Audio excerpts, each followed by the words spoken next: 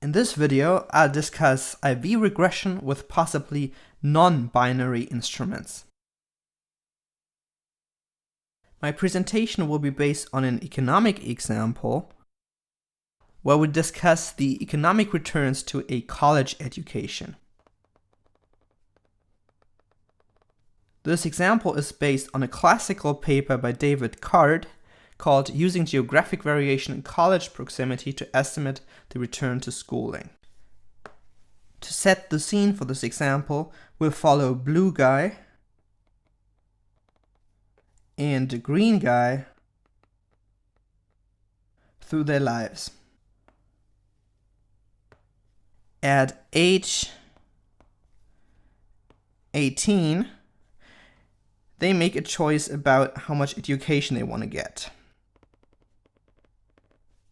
To keep things simple, let's assume that they have a choice between going to college or working. Choosing college here incurs a cost, so you have to move to a different city, you have to pay for textbooks, possibly, depending on the country you live in, you have to pay tuition fees, and you also incur indirect costs by foregoing the income from working full-time.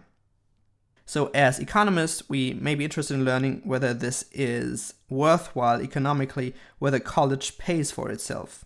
By getting a college degree, do you increase your future income?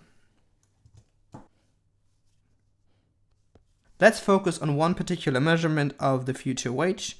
Let's take wage income at age 30. At 30, some individuals will make lots of money and other individuals will make less money. We will observe that a typical college graduate will make more money than someone who doesn't have a college degree. However, it is not clear whether this wage difference between college graduates and non-graduates really is causal. To analyze this problem, let's develop an empirical model. We define the variable college to be 1 for college graduates and 0 otherwise. Now we write down a structural equation where we put yearly wage income at age 30 on the left-hand side and the variable college on the right-hand side. We'll also have an error term to account for all factors other than college that affect the wage. Let's think about why blue guy chose to attend college while green guy didn't. Maybe green guy has a lot of a certain analytical ability that helps them enjoy college and do well in college, while green guy doesn't have that much of that kind of analytical ability. Let's simplify and say that blue guy has more ability than green guy. But let's beware that this is a huge simplification and that abilities are really multidimensional, multifaceted, and we cannot really compare two people on a basis of like one ability number. But for the purposes of this example, we'll do just that. In my telling of the story, part of the reason why blue guy chose to attend college was that they were high ability and that they would therefore derive a lot of enjoyment from the college experience. So their ability impacted directly sort of their college choice. But then also later on, when blue guy is 30 and generating a wage, this ability may help them get a high wage. So ability is one of the factors that feed into you. Since ability drives both college and you, it is very plausible to assume that college and you are correlated. And if college and you are correlated, then of course college is an endogenous variable.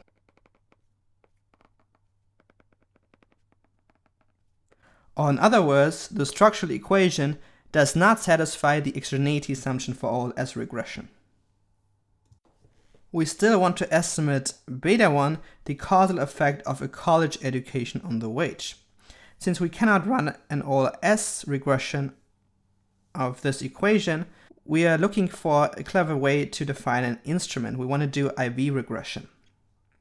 To find an instrument, we are looking at what was happening in the life of an individual when they were 14 years old. When blue guy was 14, where did they live? Let's assume that they lived in a big city. And in big cities, there are universities.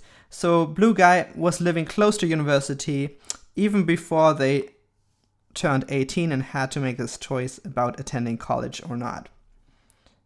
Where did green guy live at age 14? Let's assume that green guy lived in a rural part of the country, far away from any major cities. The next city was far away from green guy's home. Green guy was living far away from a university at age 14. Proceeding in this way, we record for all individuals how close they lived to a university when they were 14. Let's define a new variable, dist, that gives the distance in kilometers to the nearest college at age 14.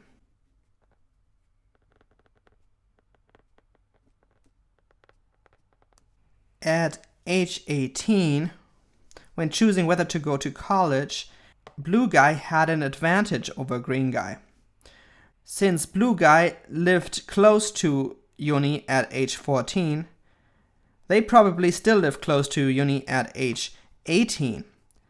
So for them, going to college was less costly because blue guy didn't have to move, whereas green guy had to move. Living close to uni at age 14 decreases your expected cost of a college education and therefore may impact your choice whether to go to college or not. The variable distance modifies behavior when it comes to college choice. This is reminiscent of our instrument relevance condition. Before, when discussing binary instruments, we required that if we use the instrument to sort our population into two groups, then the average values of the endogenous variable will be different in the two groups. Here we have a continuous instrument, so we cannot use the instrument to sort into two groups, or not. There's no straightforward way to do that. Still, the idea that the value of the instrument changes the expected value of the endogenous variable is the same. At the same time, it's not clear how we should use distance to learn about ability and therefore U. It's therefore a good working assumption that we cannot use distance to learn the level of U, and this will be our instrument extraneity assumption. In order to give precise formal definitions of the instrument relevance and the instrument extraneity assumption, we will now develop a framework for IV regression with a continuous instrument.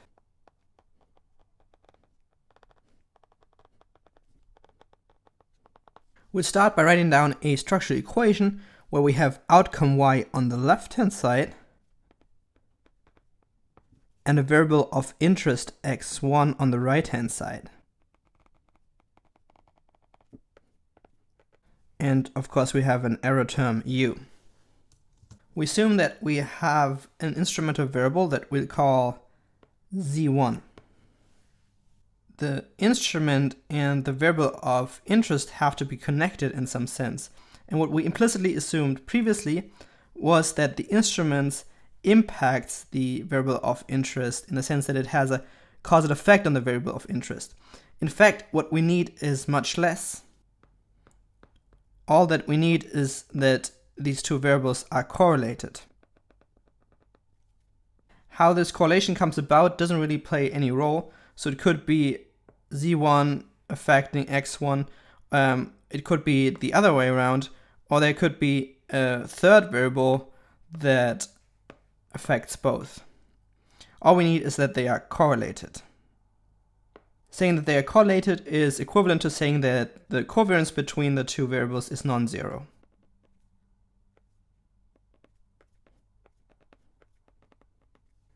This here is our new formal statement for instrument relevance. Our second assumption is, as before, an exogeneity assumption. And what we assume is that we cannot use Z1 to learn about the error term. As we did previously, we expressed this idea by means of conditional expectations. We are saying we cannot predict U from information that is contained in the instrument. This is the same statement as we had before, and it is our instrument exogeneity assumption.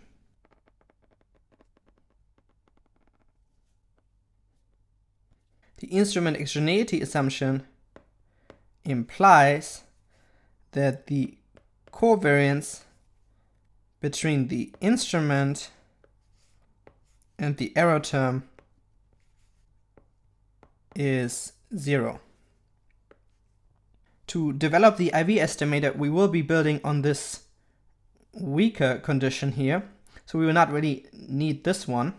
We'll still maintain this way of writing the exogeneity assumption, first because it's very nicely interpretable, and also it is the appropriate assumption in more complex IV models. Before we move on and develop the IV estimator, we note that we can solve the structural equation for U, and this gives us an expression for U, and this expression for U contains our parameter of interest beta1. That will be very important. Now, to derive the IV estimator, we start with this expression,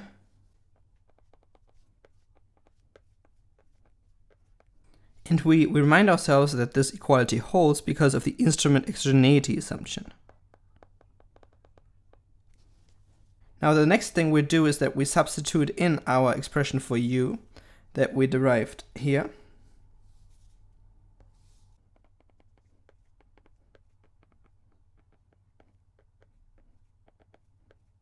Now we know that minus beta naught here is just a constant factor that shifts the random variable that corresponds to the expression here in the second component of the covariance.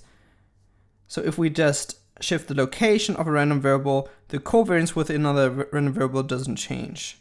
So we can just drop this minus beta naught.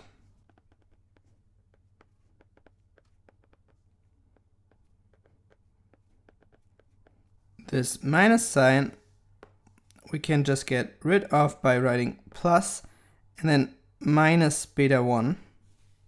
And now minus beta 1 is just a constant factor, and we have a sum of two terms in the second component of the covariance. Whenever we have such a sum, we can expand this expression and write it as a sum of two covariances, like so.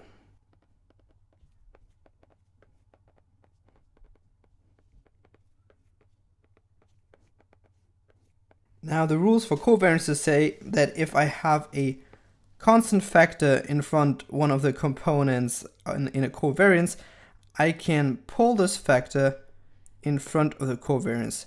And this is just what I'll do right now.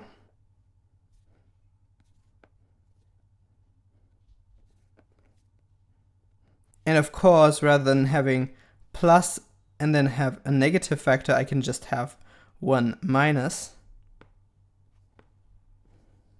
One thing that may not be immediately obvious to you if you're not used to manipulating equations like that is that since we have equality signs at every step, indeed what we have shown is that 0 is equal to this expression. Or in other words, we can view this as one equality where we have 0 on the left-hand side, and then we cover up everything in between. We have an equality sign, and then this is our right-hand side. Now this equality is something that we can rearrange and solve for beta 1. This is what we want to do now. So what we do is we add this term on both sides. So this moves the term to the left-hand side. And on the right-hand side, we're left with this. And now we divide through by this.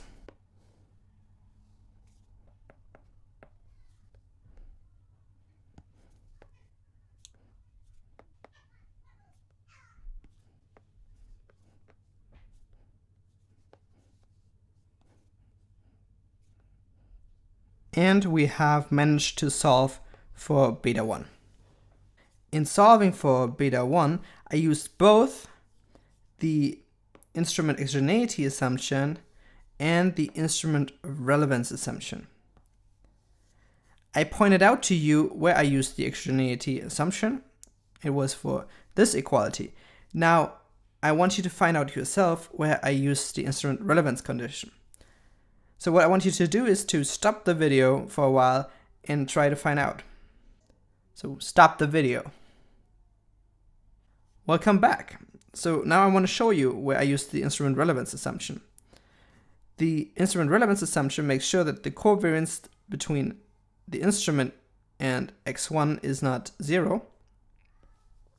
If it was 0, then I would have a 0 here, and then going from this expression to this expression, I would have divided by 0. Of course, I'm not allowed to do that.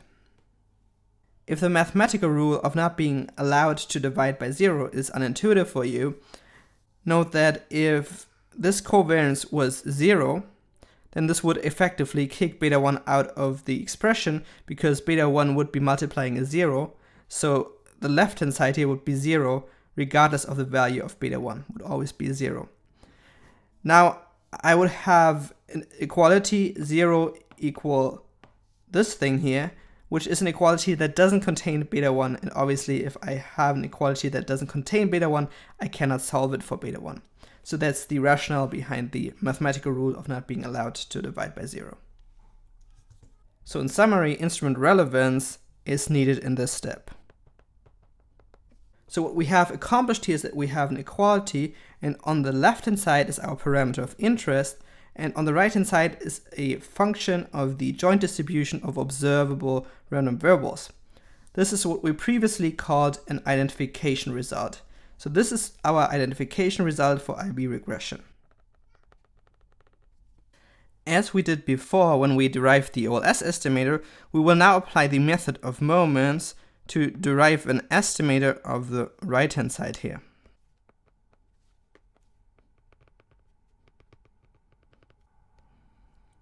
So what we do is we replace these population covariances by their sample counterparts. We replace them by sample covariances. The resulting estimator we'll call beta 1 hat IV. This is our IV, or instrumental variable estimator, of the causal effect beta 1. For the case of structural equations with a single regressor, we have derived both the OLS estimator and the IV estimator. Let's remind ourselves of the corresponding formulas for the OLS estimator and the IV estimator. We'll start with the formula for the OLS estimator, and in particular we start with a formula that works for all x1. This formula will work if x1 is continuous, but it will also work if x1 is only supported on a discrete number of points. For example, if it takes only on the values 0 and 1, that is if x1 is a dummy variable. I write beta 1 hat with superscript OLS to make it explicit that I'm talking about the OLS estimator.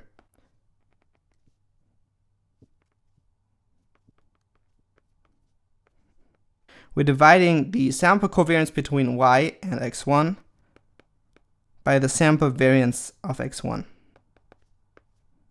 We'll continue with the general formula for the IV estimator. So this formula works for all x1 and z1. So the regressor and the instrument can be continuous, but they can also have discrete support. And here I'm basically copying this formula, but I'll switch the order of the components here to make it look a little more like the OLS estimator. You know that I'm allowed to do that. The order of the components doesn't play a role.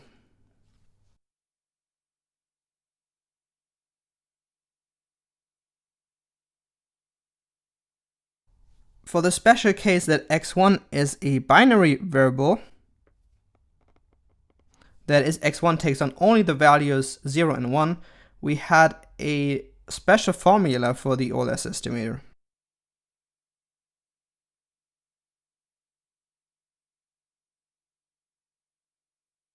If x1 is binary, we can use either of these two formulas. They are numerically identical. That means they will always compute the exact same estimate.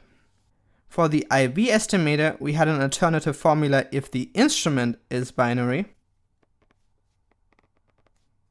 And that one went kind of like this.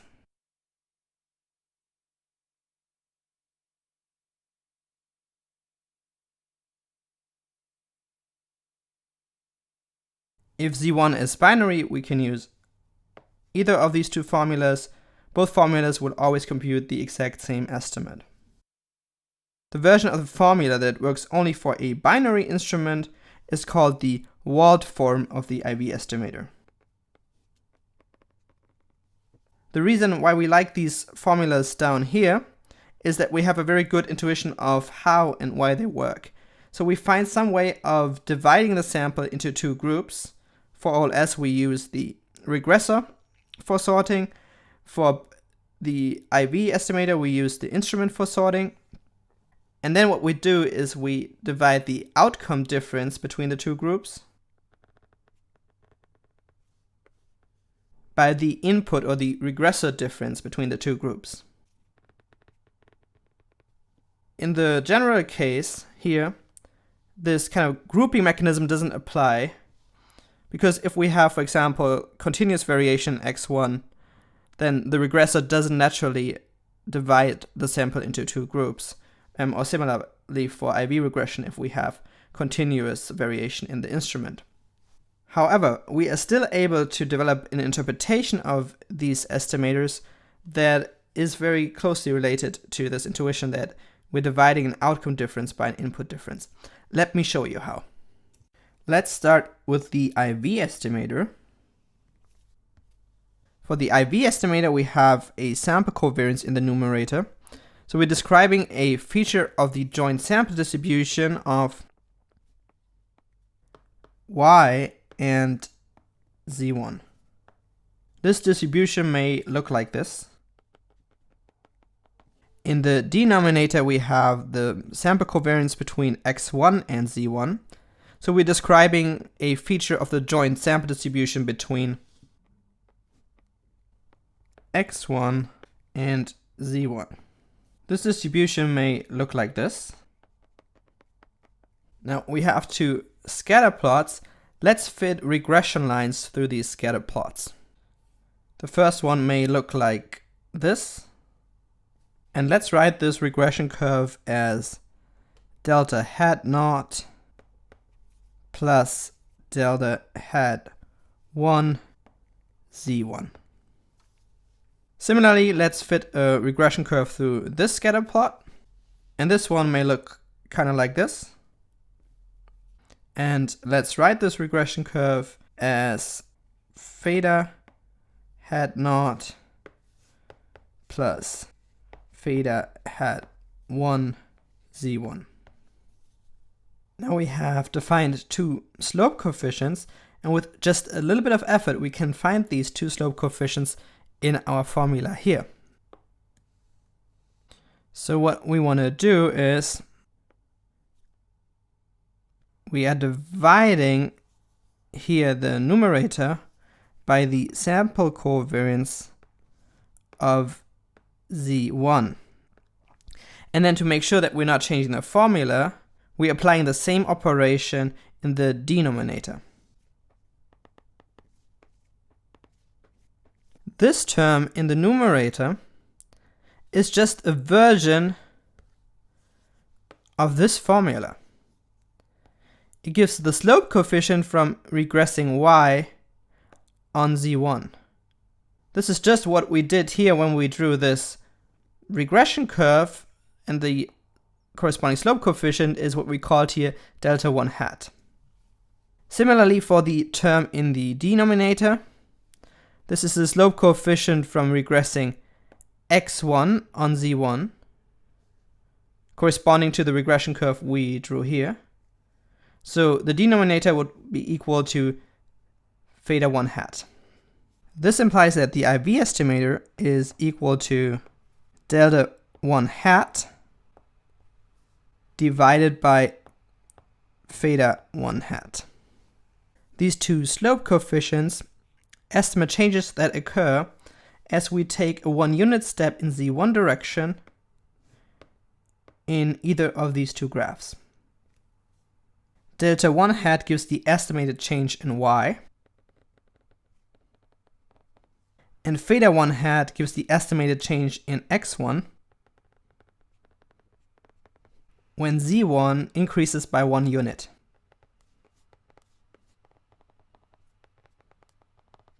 Now, this expression is following this rationale.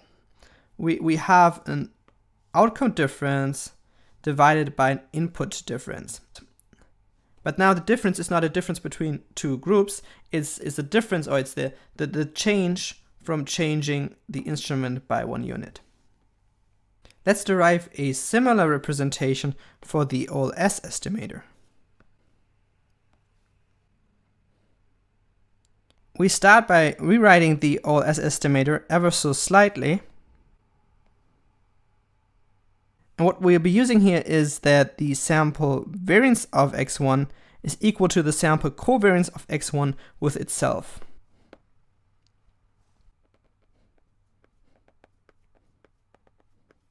Now, if we define an instrument Z1 that is equal to x1, then these two x1 here in the second component of these two covariances can be written as Z1. After this substitution, this expression is exactly equal to the expression for the IV estimator. So the OLS estimator is just an IV estimator where we use the regressor x1 as the instrument.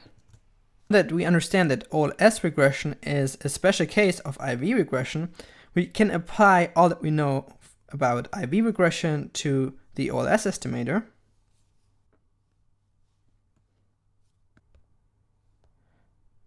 So we'll just add this here, but of course the data will look a little different. For OLS regression, Z1 is equal to x1, and the joint sample distribution of y and x1 may look like this. And the fitted regression curve would be something like this. This slope coefficient here is obviously equal to beta 1 hat OLS, so I gave it also explicitly the same name and didn't call it delta 1 hat. Now let's move on to this graph. Since Z1 is equal to x1, I'm just plotting x1 against x1, so all observed values have to lie on the 45-degree line. So this will be the regression line where I can find my observations. This regression curve will have intercept 0 and slope coefficient 1. So now we just have to adjust all the notation down here so that it fits with the OLS estimator. The green slope coefficient we now called beta 1 hat OLS, and the orange slope coefficient will always be 1 by construction. And since z1 is equal to x1, we may as well write x1 here. So again, we have found a way to rewrite the OLS estimator in this kind of format, which we can interpret as dividing an outcome difference by an input difference. The difference that we are interested in is induced by a change in x1, and particularly by a 1 unit increase in x1. When we were looking at binary x1, the difference was induced by sorting on the two possible values of the regressor. For the IV estimator, we found the exact same thing. So for the special Wald form, we were looking at a difference induced by the sorting. And then for the general form that also works with continuous instruments, we were looking at a difference induced by a 1 unit increase. Also note how the denominator is always 1 when we look at the OLS estimator, and this is true here for the general form, and it is also true for the form that works for binary x1, because this will also be exactly 1. Lastly, let me remark that we here derived a completely trivial equality, because we have beta 1 hat OLS on the left hand side and we also have it on the right hand side. So that equality is trivially true.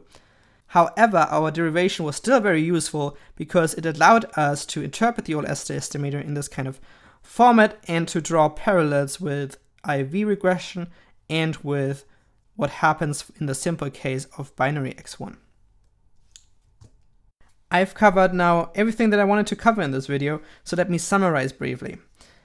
In this video, we derived an IV estimator that works for general instruments, in particular continuous instruments.